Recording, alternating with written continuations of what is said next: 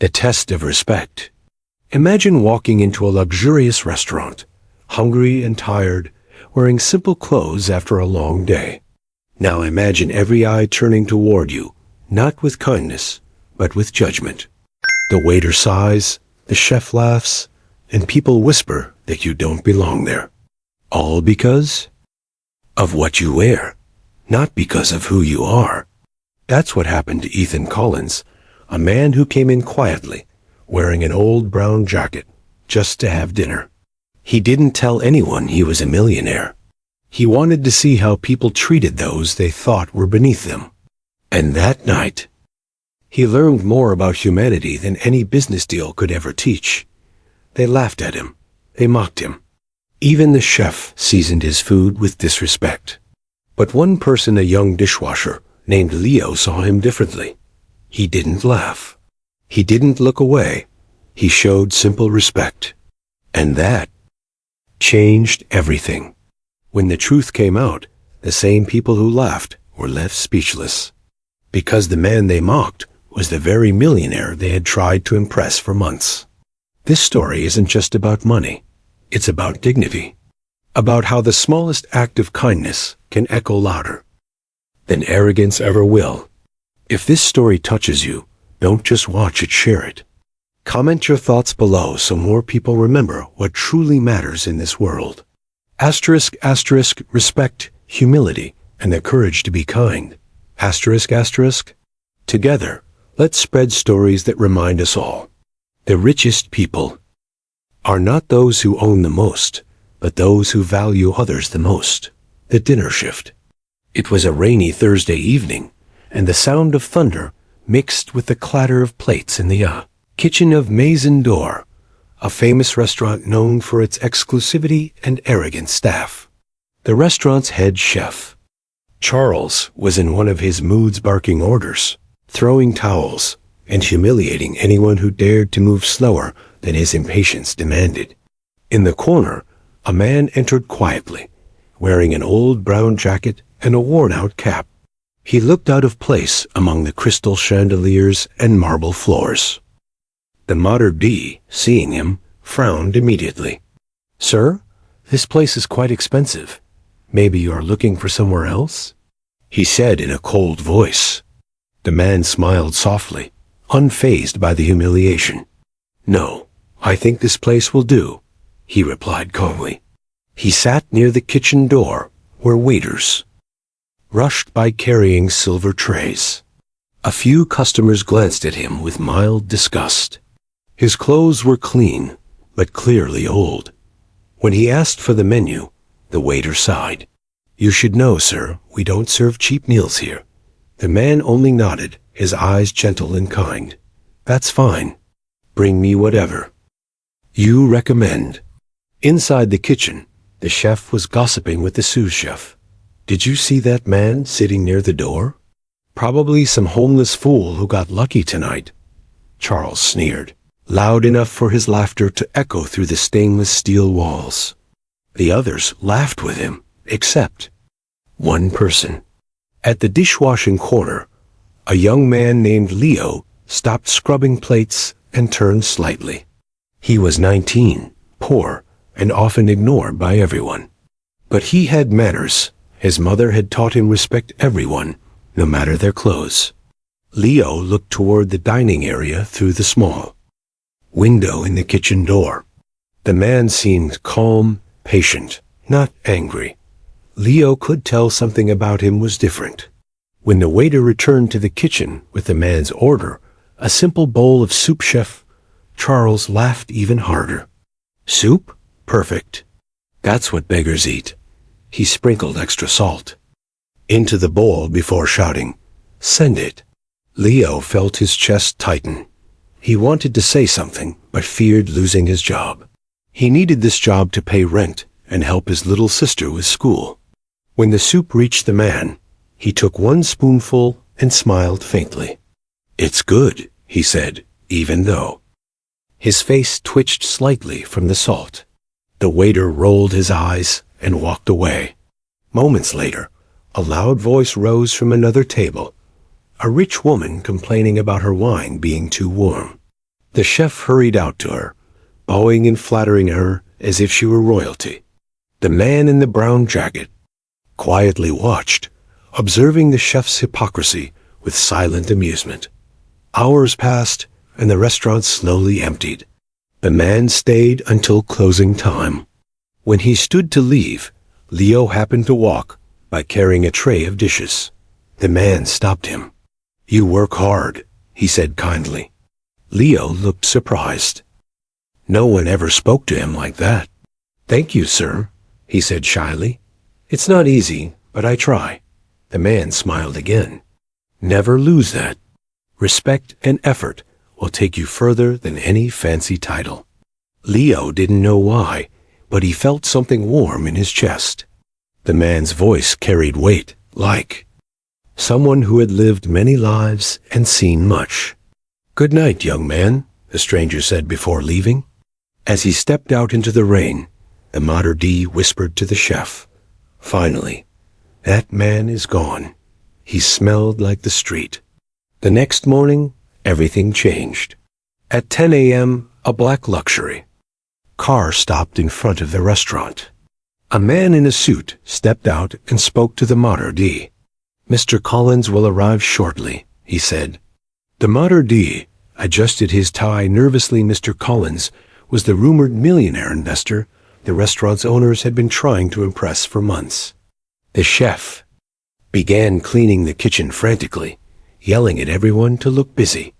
Minutes later, the door opened again, and silence filled the room. The same man from the night before, the one in the brown jacket, walked in. But now, his posture was different.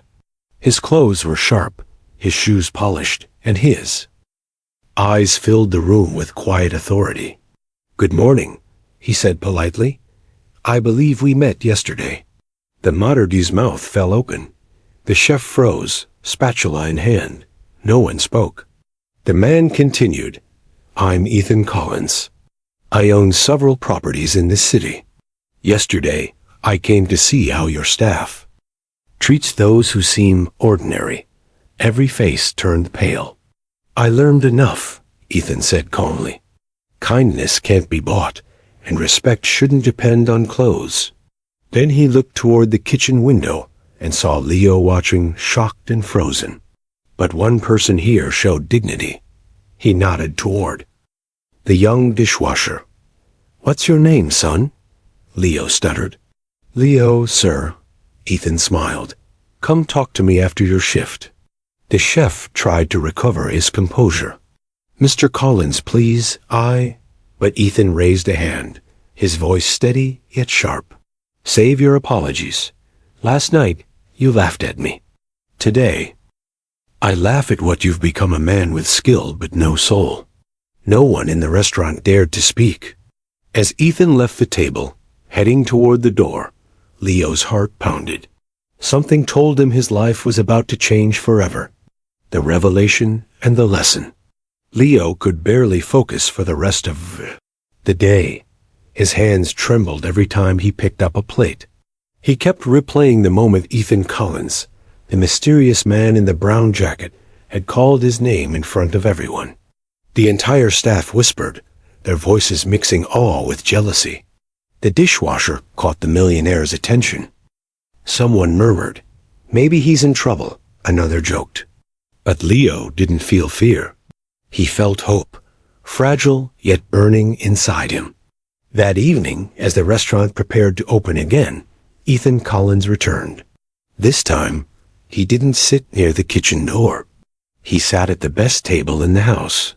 The maître d' and chef practically bowed, offering him the wine list and the menu. "Whatever you wish, Mr. Collins," the chef said with a forced smile. Ethan looked straight at him. "The same soup you served me yesterday," he replied calmly. The color drained from the chef's face. He rushed into the kitchen and personally prepared the soup, carefully tasting it, making sure it was perfect. When he returned, Ethan took a spoonful, nodded, and said, "Yes, this time it's made with respect." Everyone froze. Ethan set the spoon down and said, "I didn't come here for revenge. I came to remind you of something. Simple. In this world, humility is the true luxury. He then motioned for Leo, who stood nervously near the dish station. Come here, son, Ethan said. Leo hesitated, wiping his wet hands on his apron, and walked forward. The entire restaurant watched. Ethan smiled gently. Yesterday, you defended me. Without words. That shows character. I need people like that. Leo's eyes widened. Sir, I didn't really do much. Ethan shook his head. Sometimes silence says more than speeches. You didn't laugh when others did. You respected someone you thought was poor. That's rare. The chef shifted uncomfortably. The mater d' stared at the floor. Ethan continued. I grew up washing dishes too. My first job was in a restaurant like this one. People laughed at me, just like they laughed at you. But I learned two things. Never forget where you started, and never think someone beneath you doesn't matter. Leo blinked, fighting tears. Sir, I don't know what to say. Ethan smiled warmly. Say yes to opportunity. I'm opening a new restaurant next month. Would you like to work for me? Not as a dishwasher, but as my kitchen assistant. Gasps spread through the room. Leo looked speechless. Me? But I'm not trained, sir. Ethan chuckled. Neither was I. I'll train you myself. The chef tried to intervene. Mr. Collins, please. He's just a boy. He doesn't know fine cuisine. Ethan turned to him. And yet, he knows what you forgot, respect. The words cut through the air like a blade. For the first time, Leo felt proud of who he was. The millionaire stood up, adjusted his cufflinks, and left a thick envelope on the table. That's for the bill from yesterday and today, he said. And a little extra for Leo's new uniform. He smiled, turned, and began walking toward the exit. But before leaving, he stopped and looked back at the chef one last time. Charles, he said calmly, you have talent. Don't let arrogance destroy it. The best meals are made with humility, not ego. Then he stepped out, disappearing into the evening rain.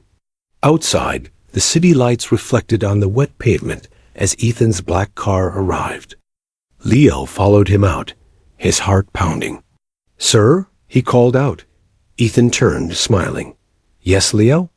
I just wanted to say thank you for seeing me. Ethan nodded slowly. Always look people in the eyes, Leo. That's where truth lives. As the car drove away, Leo stood under the rain, feeling something change inside him. For the first time, he saw the world not as a cruel place, but as one where small acts of kindness could rewrite destinies. Days passed. The story spread quickly, how a millionaire disguised as a poor man had exposed the arrogance of a famous restaurant. Some laughed, others reflected. But for Leo, life was no longer the same. He received a letter one morning with Ethan's signature and a plane ticket. The note read, Dear Leo, true talent isn't measured by skill, but by heart. Pack your bags.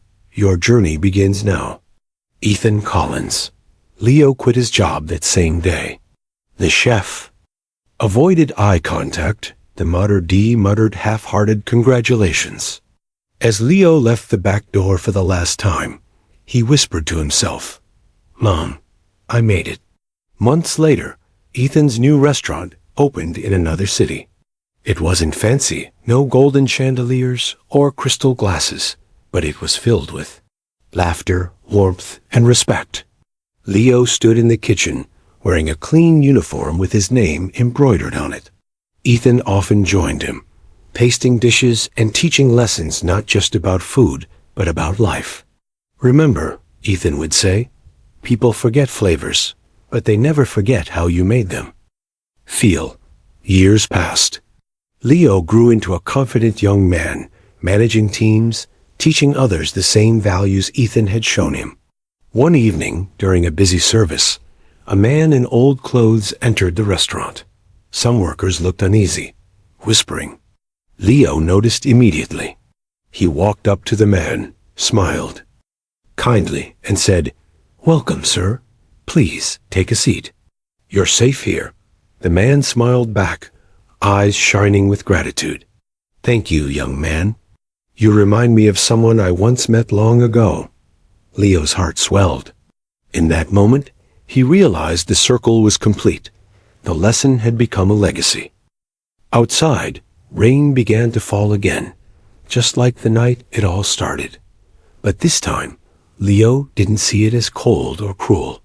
To him, the rain was a promise, a reminder that no act of kindness is ever wasted. And somewhere across the city, Ethan Collins looked out his office window at the same rain and smiled, proud that one simple test of character had changed 2 lives forever.